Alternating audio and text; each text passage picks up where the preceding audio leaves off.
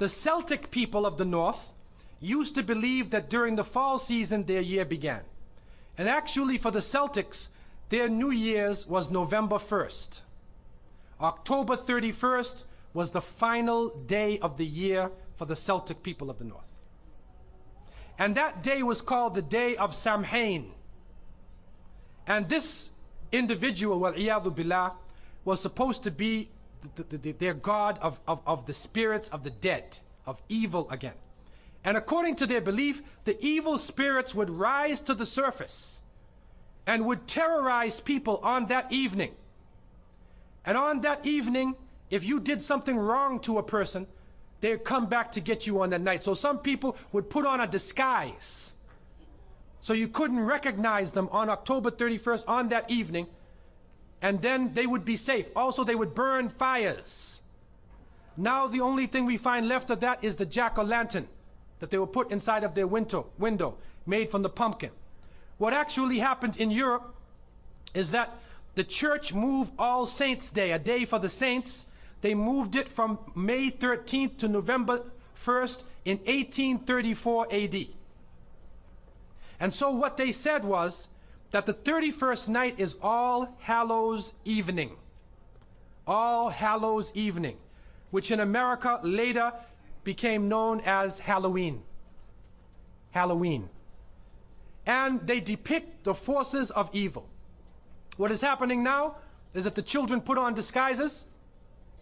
They dress as little devils, little witches, as goblins, vampires, anything evil, and they go out, and now with the new American way, they do trick-or-treat.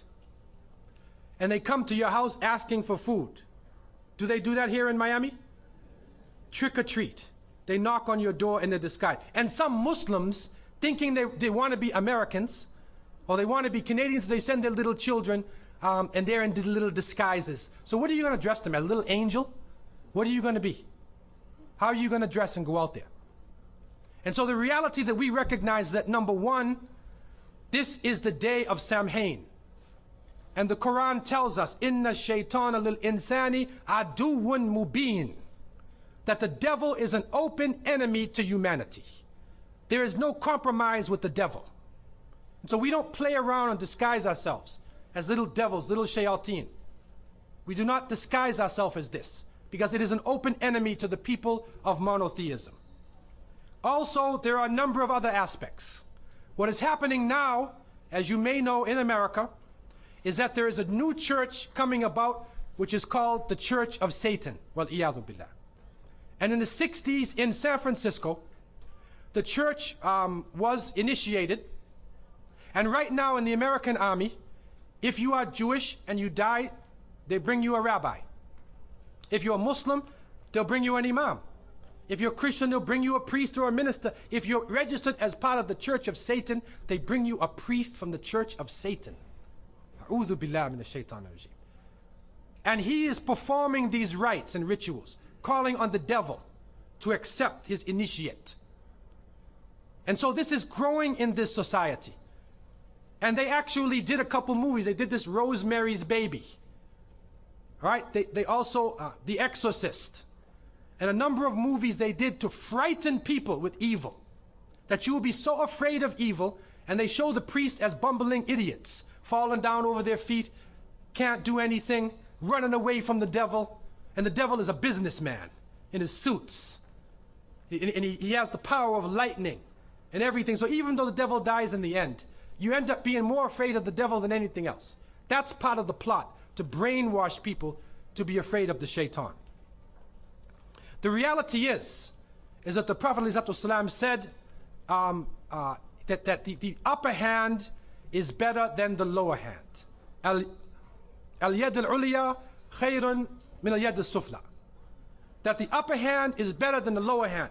What that means is you should be the one who gives and don't beg. That we should not be begging. And so to send a Muslim child out to trick-or-treat is a demeaning, lowering thing. You're asking them to beg people for food. Then they're dressed up as a way that they're not. Then when the candies and things come in the bag, how do you know what it is they actually gave you? Is it halal? Most of the candies today are made with gelatin, with glycerin. They're made with pork products. We had one person in our area, in the Boston area where I grew up, one person in our area, in our project, he used to sit back and he used to give everybody X-Lax. You know X-Lax? He'd give you chocolate and he puts X-Lax in the thing. And then he goes around and waits the next day to see everybody. So they can do anything to you, man. You have no control over the situation. You have no control. And what is also happening is that there are some evil, wicked-minded people who are attacking children on that night. I don't know about Miami, but in Canada now, they openly say on the television, do not send your children trick-or-treating by themselves. Do not go in darkened streets. Move as a group. Don't go to a house that you don't know the people on the inside. And there are literally groups of Satanists who are capturing children, and they're performing a rite, sacrificing the child on that evening of Samhain, supposedly to get more spiritual power. It's happening right now. And so from so many angles, Muslims should have nothing to do with Halloween. And if your children are in school, go to the teacher. Go to the teacher and make it clear to the teacher, we do not involve our children in these ceremonies. Even the Jehovah's Witnesses will go to the teacher and tell them, take my child out of Halloween. They don't even believe in that. Take my child even out of your Christmas. They're not involved in that. What can happen during these occasions, if you want them to draw pictures of pumpkins or, fall plants, okay. But we don't want to be involved in these confused rituals that are giving signals from many different angles. And so, in conclusion, we recognize the fact that the present system of rituals and holidays in this country and in the Western countries is a confused hodgepodge of cultural rituals. And it is important for Muslims to have basira, that they should have the insight to look through affairs and do not just blindly follow the ways of the Christians and the Jews. The Prophet, peace be upon him, said, you will follow them. You will follow the people who came before you inch by inch, foot by foot. Even if they crawl into the hole of a lizard, you crawl inside there with them. And then they said, who are these people? Are they the Christians and the Jews? And the Prophet, peace be upon him, said, who else? And so it has come to pass.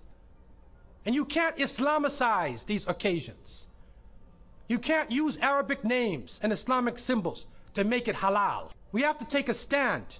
And secondly, it is important for Muslims to cherish their own holidays. When the Eid al-Fitr comes, take the day off. There are some Muslims who go to work on Eid. They go to Eid prayer and they go to work. So what happens to your children? They don't have a chance to relax and enjoy themselves. Organize an activity. Bring their families together. Eat together. Do things together. Remember Allah subhanahu wa ta'ala together. Make it a happy occasion for them. They will remember their Eids.